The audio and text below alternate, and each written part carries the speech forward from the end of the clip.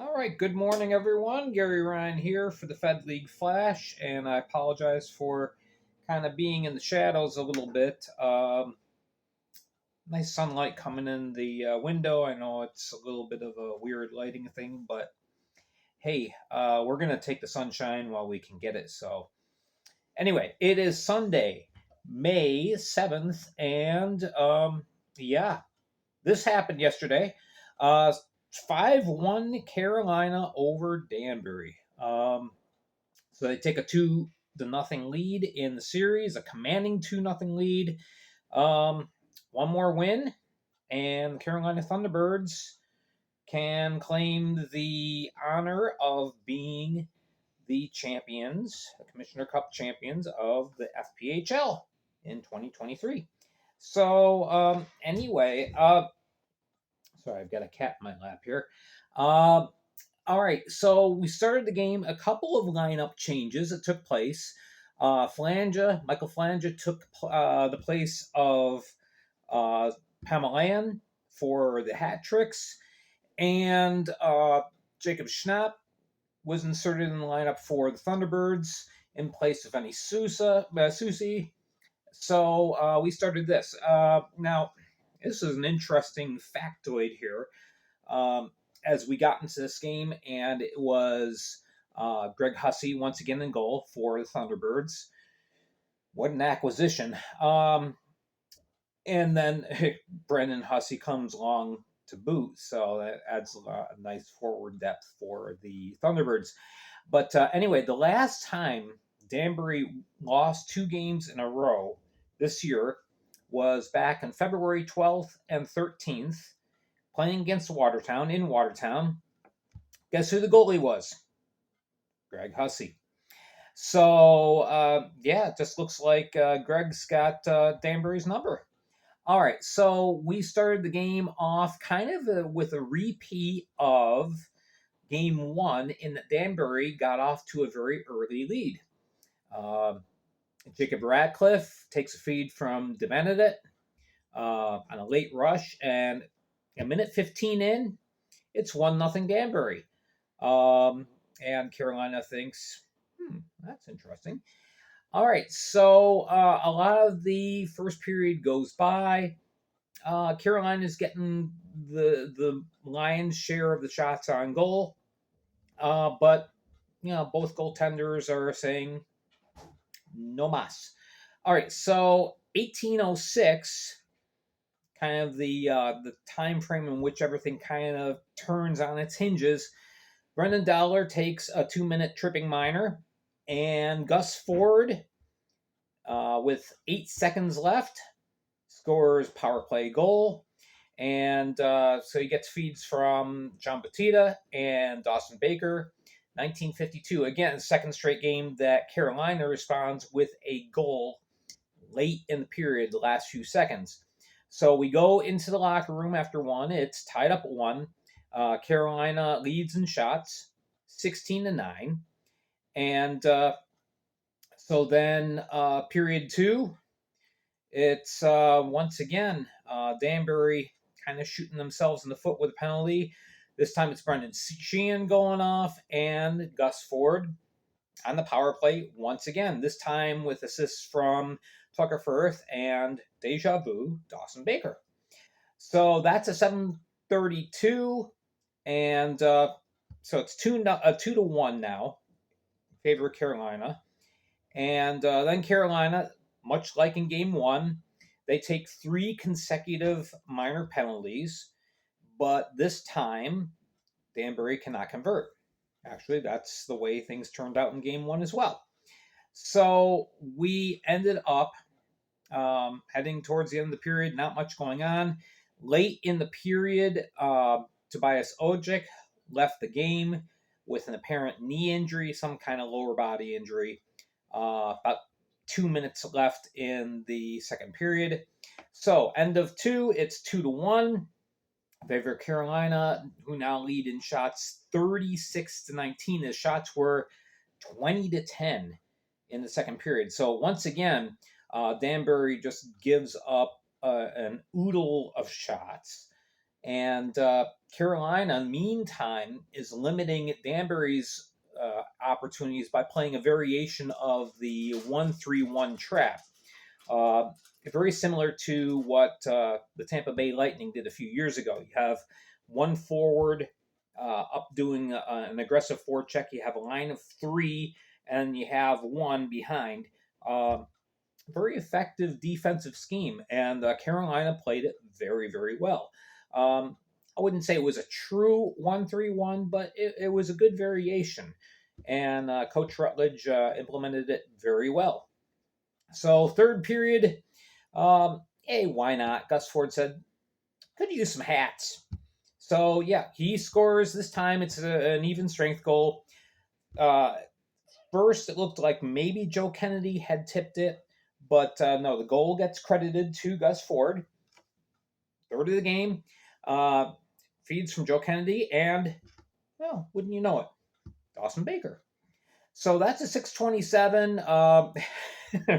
We're going to call it a toga trick because not only were there hats thrown on the ice, but also a toga from a certain you know who. Yeah, thanks for the entertainment, Noah. All right, so defensive pressure really cranks up. Uh, Carolina just not allowing much through. Meanwhile, Danbury's also improving on their defensive scheme. They're not surrendering a whole lot to Carolina either. So in this whole third period, really, there was only one really tough save that Greg Hussey needed to make. Most of the saves were pretty benign. So anyway, time is running out on the hat trick. So Brian Wilson is pulled with 3 minutes left to go, and Yuri Pastuka finds the empty net. Feed from Peter Panicek, 17-24. So now it's 4-1. Wilson is pulled again. There's some shenanigans that ensue with some action behind Hussey. And so we end up with penalties to Brendan Hussey, the forward, Tucker Firth, and Lucas Benedict. They all got a little crazy, but at this point, the referees kind of understood, well, the game is pretty much decided. There's no need to go nuts with penalties. So 2 minutes each, which still took them all out of the game. But yeah, that was it. That was 18-13. And at 19-11, Wilson's pulled again. So Viktor Grebenikov finds the empty net once again with a feed from Schnapp. And it is 5-1. That's your final score. Shots on goal in the third, 13-11 for Carolina. Carolina with 49 shots on goal. So yeah, this defense really struggling at times for Danbury, and that's the biggest surprise. Uh, Danbury has played a very solid defensive game all year. They haven't allowed a lot of grade A chances, and Carolina's somehow found a way the last couple of days. So in the end, Greg Hussey saves 29 of 30, celebrates with a nice little seat on top of the net. Brian Wilson, 44 for 47 in the save category. So yeah, Carolina up 2-0 now. And game 3 is going to be in Danbury this next Friday, the 12th. Remember, we've got a few days in between. And the game time is going to be 7:30. And this could be it.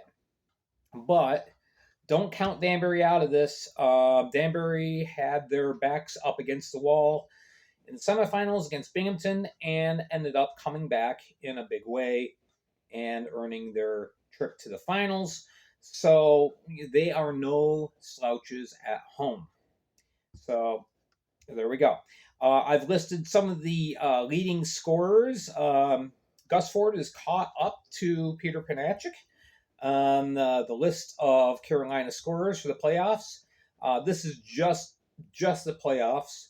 Okay. And I think one of the biggest keys for Carolina's success is they have found a way of pretty much neutralizing the Marchessault, DeBenedette, uh, Ratcliffe slash McKittrick line, and really limiting their chances.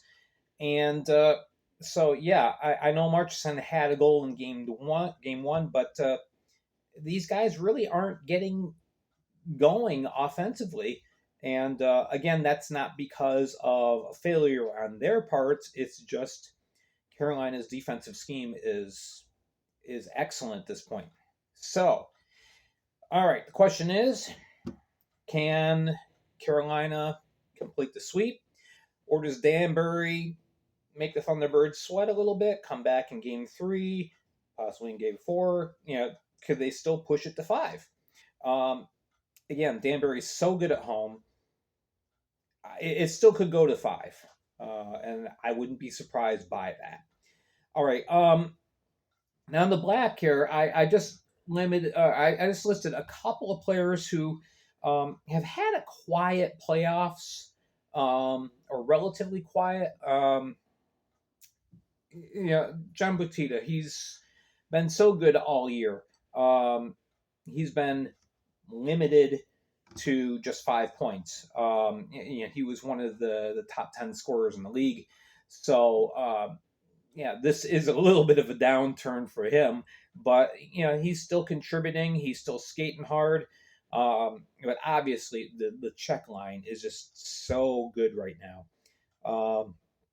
Kuznetsov is really the one that has surprised me, and I just didn't see him very involved in the play. Whether he was getting pushed to the outside or whatever, I don't know. But he didn't have many touches last night.